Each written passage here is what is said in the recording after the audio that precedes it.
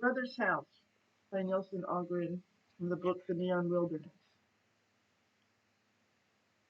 Subtitle: It was not I that sinned the sin. The ruthless body dragged me in. Whitman. All that day David lay on his bunk, thinking of a different place. A glad, bright place. Eyes closed, he saw the great prairie once more. He saw the quiet old house in which he was born, the house where his mother had worked and prayed. He saw the shadowed porch and the trim green lawn. He saw the sunny dooryard where tall lilacs grew. He saw the pleasant meadow where the great oaks stood. He saw the sloping cornland that rolled to the running sky, and he seemed to smell the windy smell of clouds across the earth. He remembered as a boy he had played in the sun in the summer, how the wind had gone wailing through the white nights of winter, how dead leaves had drifted in brown months of autumn, and how in the springtime all things were so fair, so tender and green, so young and unspoiled, so strange and so sweetly troubling. He opened his eyes. The cell was gray as death. The stench of 1,000 imprisoned men hung in the air like a low gray pall. David thought, I want to go back. All that night David lay wakeful, remembering, regretting, hoping. In 5 months he would be free once more, free to breathe again and to live. Should he then return to the city? Of a sudden he hated the city, its manifold faces and narrow streets, the dark ways and the shouting. He hated the men who had used him more intensely than ever he'd hated his brothers. Should he beseech those brothers that he might return? Or should he go back without supplication, merely go back, merely come to a house that he had known, to a door that once had stood wide? Would they embrace him? He wondered. They were all 4 strong men. They were all 4 hard. All that winter David went about his duties with the thought of freedom in his heart. All that sad winter he lived in hope. The desire for home sharpened. He began counting the hours of the slow days, then the minutes of the slow hours, and before the end he numbered the very seconds passing. For David sensed that he stood at the gate of a different life, that these days and hours and seconds were the last unclean fringe of the old way. Then it was April, then his time was up, and his life was beginning again. One sunny forenoon all the windows of the great courthouse were opened. All the long winter they had been locked, but now they were flung wide open. And the morning when that happened was the morning David was again given freedom. He stood before the judge with his cap in his hand, with the clean breeze from the newly opened windows in his hair, and he promised then to live hereafter as heretofore he had not. Thus 3 times had David stood before, 3 times in the past. Had he promised, would he promise now?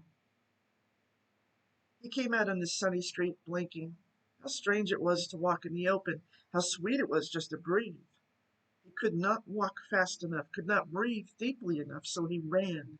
Ran just a little way. He could not run far. He was not a strong man. And for 20 months he had been where the good sun never pierces, in the place where no man runs. He slept in a field that night, a dozen miles away from any town. Once toward morning he woke suddenly with a fear like a hand at his heart.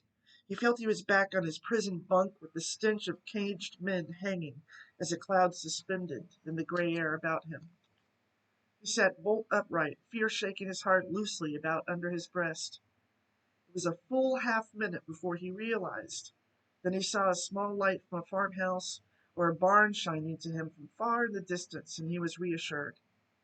But the little light went out as he watched. Before he fell once more to sleep, he felt afraid of something.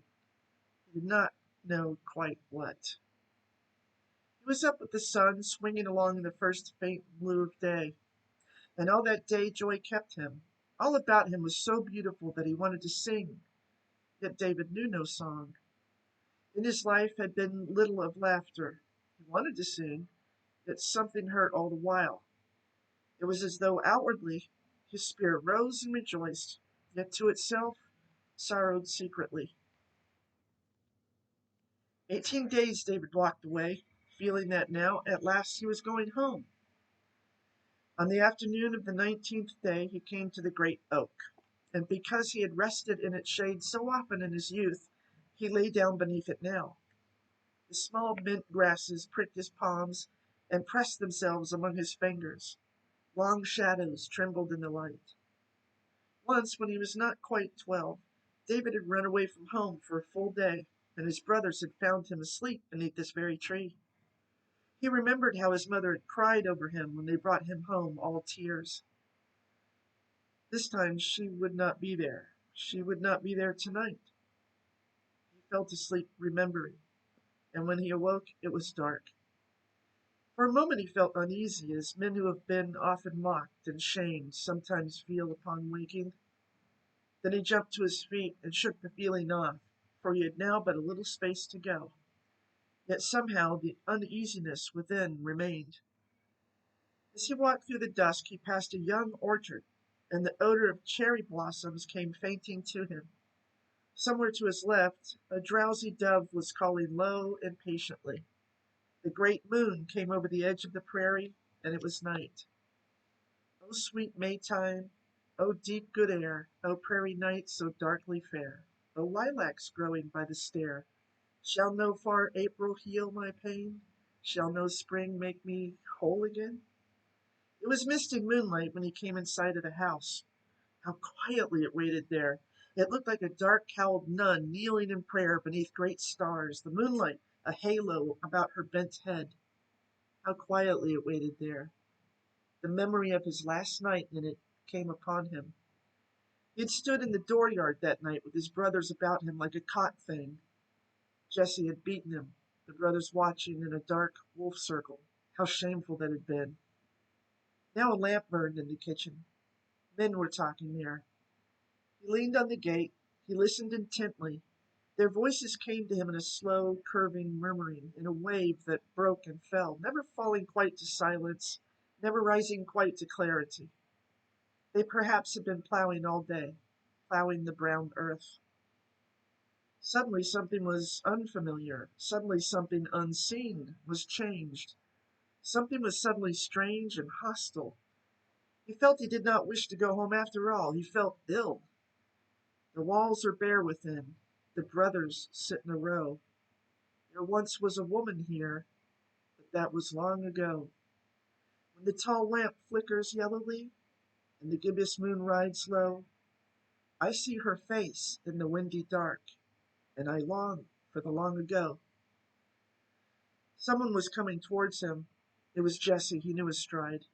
David clung to the gate in his weakness. How strong and how kind Jessie looked. Love for the brother choked him.